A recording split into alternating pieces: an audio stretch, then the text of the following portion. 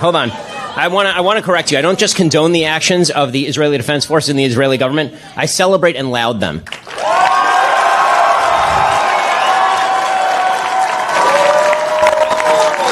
One question from the audience, and it lands like an accusation. 40,000 dead in Gaza, and Ben Shapiro is told to answer for it. He does not flinch. He corrects the questioner mid-sentence and goes the opposite direction entirely. What follows is 4 minutes on October 7th on the hostages still in Hamas tunnels. Cheers twice from a room that came to hear a fight. And when the audience member asks for a ceasefire, the answer gets blunter, not softer. Let's get into it. As an American Jew, how can you continue to condone the actions of the Israeli government, condoned by the U.S. government, in the Gaza Strip, where over 40,000 people have died, including Palestinians and Israelis, and large numbers of children and civilians? How can you continue to condone those actions? That wasn't a question. That was a verdict with a question mark taped on the end. 40,000 dead in Gaza. No breakdown, no distinction between a Hamas fighter and a child. The framing does the work. As an American Jew, how can you condone this? Most debaters flinch at that setup and open with an apology.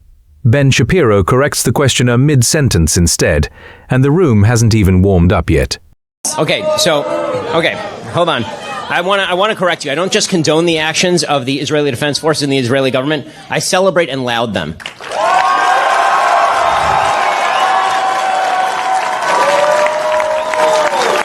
I'm not morally apathetic about what's happening. On October 7th, Hamas launched the most deadly war on Jews since the Holocaust. They killed 1,200 innocent people. They took 250 hostages. 100 of them are still being held hostage. I know members of families of hostages who are still being held, American citizens. Hamas could end this war today by surrendering. They've chosen not to surrender. Instead, they spent billions of dollars building terror tunnels below civilian areas. It is not incumbent on the Israeli government to surrender just because terrorists are evil enough to hide behind civilians. The Israeli government has gone through such extraordinary efforts not to kill civilians that it has managed the best civilian to terrorist kill ratio in the history of urban warfare, and it is not close. I personally know soldiers who have gone door to door in the Gaza Strip who have risked their own lives to prevent civilian death. I celebrate and laud them. Listen to that room go up. That is not a debate tactic. That is a total refusal of the premise. Then he stacks the record on top. 1,200 killed on October 7th, 250 dragged into Gaza as hostages, 100 still there. Billions of dollars spent on terror tunnels under civilian neighborhoods. Hamas could end this war today by surrendering. The audience member asked about 40,000 and got handed the ledger from the other side. Israel has complete and utter air superiority over the Gaza Strip.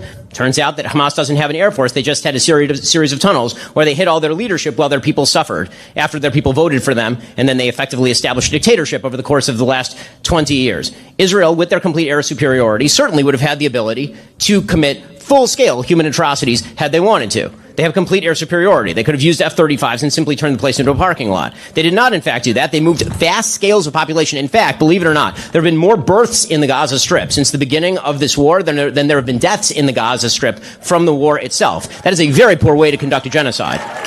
Israel is being more meticulous in the conduct of this war than any army in human history, and certainly than the United States Army in its vast role in the history of urban combat.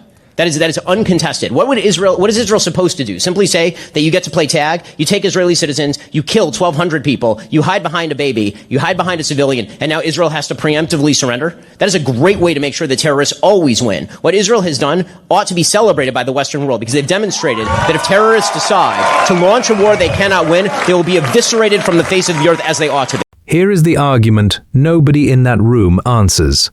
Israel has complete air superiority and a fleet of F-35s over the Gaza Strip. It could have turned the place into a parking lot. It did not. More babies have been born in Gaza during this war than people killed by it, which is a strange way to run a genocide. Then the line that brings the house down: should Israel surrender because Hamas hides behind a civilian? And listen to that reaction. That is a room agreeing with him. Do you not want a ceasefire now? I do not want a ceasefire until Hamas is destroyed and all the hostages are back. I want And you know how that could happen? It could have happened October 6th. There was a ceasefire on October 6th. And then there wasn't a ceasefire starting on October 7th. And there could have been a ceasefire again on October 8th, even after all of the death. If Hamas had surrendered its top leadership to international justice, if it had released all of its hostages, and if it had turned over its rulership of the Gaza Strip to some sort of decent body that wouldn't have reinstalled terrorism at the top of the food chain. I mean, what exactly is the excuse for Hezbollah getting involved in the war? Hezbollah isn't even in Israel. Hezbollah has nothing to do with Israeli territory, and they've been launching 8,000 rockets between October 7th and now. Now it's more like 12,000 or 13,000 rockets, hundreds of them every week. What is the justification for that? There is only one way to defeat terrorism, and that is to win. You do not win wars with ceasefires. You do not win wars by losing. Do you not want ceasefire now? 3 seconds, no hedge, no softening. And then the point that ends the argument. There was a ceasefire on October 6th. Hamas broke it. There could have been another one on October 8th if Hamas had released the hostages and handed over its leadership. Then Hezbollah, which shares no border dispute with Israel and has fired 12,000 rockets anyway. What exactly is the justification for that? The audience member never answers, because there isn't one. In your speech, you mentioned that there are scavengers who like to tear down and there are lions who like to build up. Are there not some institutions we ought to tear down in society, potentially like the Israeli Defense Force? I think it would be an act of the gravest evil to even make that contention, simply because the Israeli Defense Force stands between 7.5 million Jews in Israel and complete slaughter. And by the way, over 2 million Arabs and complete slaughter who are citizens of the state of Israel. The only security and peace in the region right now is being guaranteed by the Israeli military. That is the only force standing between that region and continued chaos. The destruction of the IDF is the destruction of Israel. That means a genocide, a true genocide. The thing that everybody likes to ignore in the Middle East while they're claiming genocide and while they are claiming apartheid is that there's only one area in that specific area that is free of one ethnicity and religion, and it is quote-unquote Palestine, which has 0 Jews living in it. If you drive through the West Bank, there are giant red signs if you drive into the Palestinian Authority areas saying Jews are not allowed in here. And if you drive there without the permission of the Israeli government as a Jew, you will be killed. If you're a Palestinian and you accidentally make your way into Israel, nothing will happen to you. You will go back to Nablus in the evening. If you make it through the checkpoint accidentally, you'll go back. And if you're a Jew and you accidentally drive into Ramallah, you will not emerge alive. That is not, if we are talking about which force here is a force for good and which force here is a force for evil, there is no question what the distinction is. If we're going to talk about institutions that ought to be torn down, we should start with. He asked which institutions we should tear down and named the Israeli Defense Forces. Shapiro calls it the gravest evil to even suggest it, then explains why. That army stands between 7.5 million Jews and 2 million Arab citizens and slaughter. Then the detail that lands hardest. Red signs at the West Bank checkpoints warning Jews not to enter. A Palestinian who wanders into Israel goes home that evening. 2 questions, 2 collapses, and the night is only getting started. Same kind of violence. I mean, you heard my speech tonight. Do you feel that my speech could incite violence? Well, I mean that seriously. That's an honest question. I know you're asking honestly. I feel that for me, as an individual, it isn't, but I could see how a lot of your points I really disagreed with. I literally have a list of and that's fine. I mean, that's the good part, right? Where we disagree and we can have a conversation. I just was wondering. Watch the setup collapse in 4 seconds. She walks up to the microphone at USC and asks if his speech incites violence. He hands the question straight back to her. She laughs. The room laughs with her. Then she concedes it. For her, personally, it does not. That is the whole premise gone, before the question even finishes. And notice what she reaches for next, a list of disagreements. Disagreement is not incitement. Keep that word in mind, because the entire next 6 minutes turns on it. And what I mean by inciting violence is encouraging the same people who believe in like your transphobic beliefs, even that like homophobia is a sin based on your religious beliefs. Do you believe that because of what you say, you can encourage a lot of people to act act on those beliefs? So I have a very strong standard with regard to incitement, and I'm very consistent about this. If I'm not telling somebody to commit violence, I am not inciting them to violence. I've held the standard for Barack Obama when he was saying anti-police things, and then somebody went and shot up some police officers in Dallas. I said that's not Barack Obama's fault. When a Bernie Sanders supporter went and shot up a congressional baseball game, I said that's not Bernie Sanders' fault because Bernie Sanders wasn't calling for that. Political debate requires that you talk to people, and people take your words as what they mean, not as an excuse to go and do violence. I've never called for violence, nor would I. As far as the idea that my words are some sort of attack, a violent attack, for example, on folks who are transgender. That is called a consistent standard, and it is the reason her question has nowhere to go. He does not just say he never called for violence, he shows the receipts. When a gunman ambushed police officers in Dallas, he said that was not Barack Obama's fault. When a Bernie Sanders supporter opened fire at a congressional baseball practice, he said the same thing about Bernie Sanders. Same rule applied against his own side. Incitement means telling someone to commit violence. Nothing else counts. Okay. So the idea that I am transphobic, for example, this is a bizarre kind of attack in the sense that I don't know that I've ever exhibited phobia of trans people. I'm not afraid of trans people. Well, transphobia is more along the lines of prejudice against the. Here is where the word starts doing the work. He points out the obvious. He has never shown fear of transgender people, so phobia is the wrong label. She corrects him. Transphobia means prejudice, not fear. Fine. But listen to what that concession actually does. It moves the charge from an emotion nobody can prove to a definition someone else wrote. And watch him accept her definition, then use it against her. He agrees with her wording. He just refuses the conclusion. So I actually think that your first characterization was right. I think that transphobia is really disagreement with the basic principle that the trans community is trying to purvey, which is that people's sex is malleable, that people can move from male to female, and that it is my job, objectively, to now call them the name they wish to be called, and to teach my children that men can be women and women can be men. I fundamentally disagree with that point. Now, with that said, is everybody in the United States entitled to the same rights? Of course, but your right does not extend to forcing me to call you what you want me to call you. That's not the way this works. That violates my freedom of speech. So, in interpersonal relationships, if I were out to dinner with a trans person, would I make a point of noting their proper biological sex? No, because that would be impolite.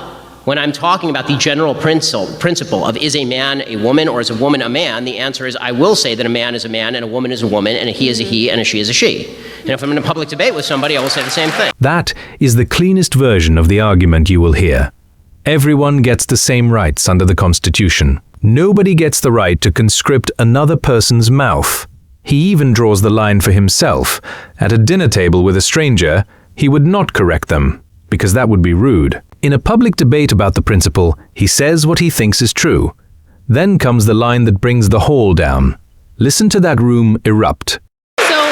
I do want to clarify that when I meant I wasn't trying to say disagreement, I was relating it to the same definition of homophobia, which is prejudice, or I tried to say discrimination. Right. So I think that again, homophobia. There are some people who actively want to do violence to people who are gay. Right. I mean, those people are not me or anybody that I agree with. Obviously, I've never at any point in my entire career ever advocated violence, God forbid, against anybody in a civilized society. That's not something that I believe in, and I think it's evil.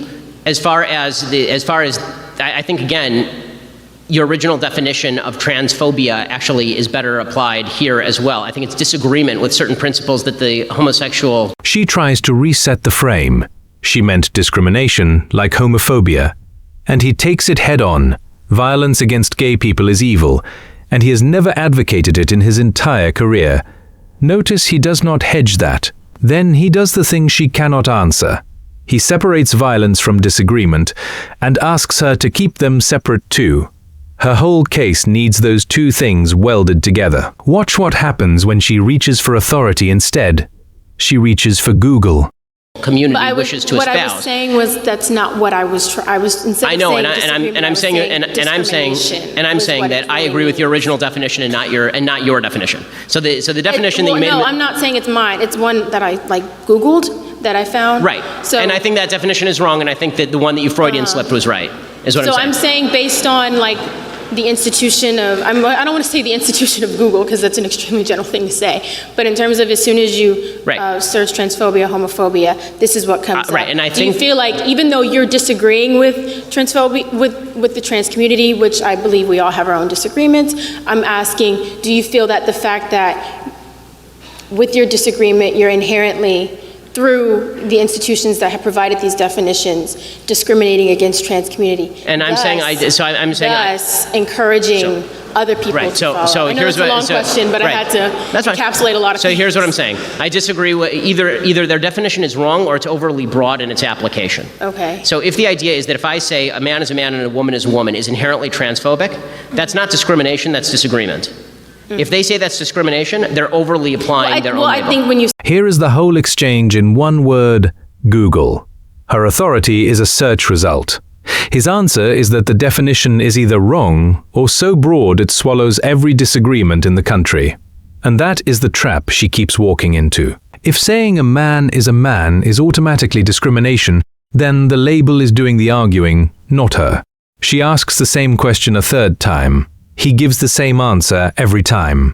Now watch her reach for the phrase, mentally ill. He does not flinch.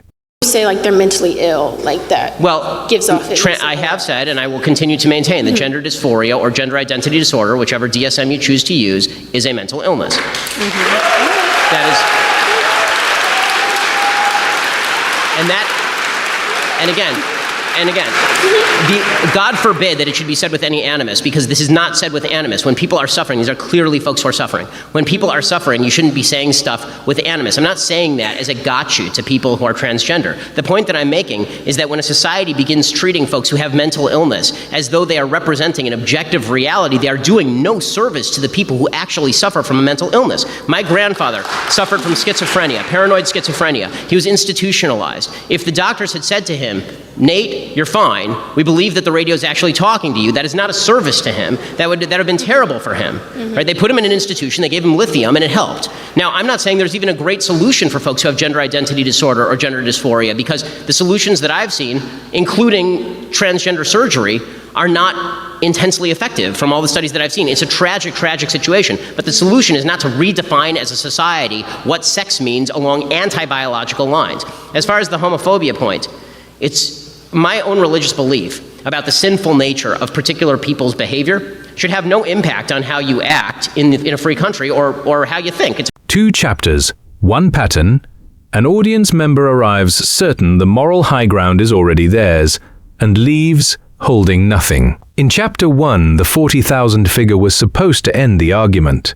But Shapiro answered with October 7th, the 250 hostages, the tunnels under Gaza, and the ceasefire that existed on October 6th. In Chapter 2, the questioners cycled through incitement and discrimination, and Shapiro applied one consistent standard to both sides. He ended on his grandfather's schizophrenia and a concession about legal rights. That is what winning without animus looks like. Do you think anyone in that room actually changed their mind? Tell us below.